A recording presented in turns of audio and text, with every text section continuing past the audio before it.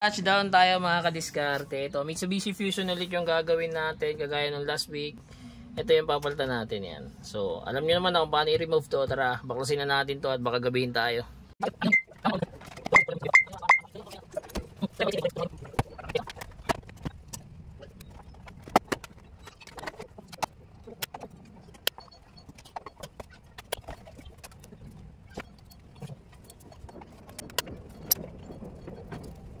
Ito, tapos na tayo. Ayan, medyo ginabi na tayo. Ito yung unit natin, 7 inches Android Mitsubishi Fusion. Tapos ito, ayan yung mga apps na meron siya. Sir, pa-reverse nga po ako.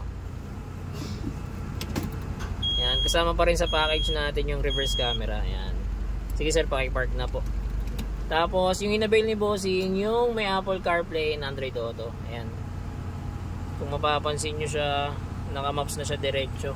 Tapos wala siyang internet connection. Yan.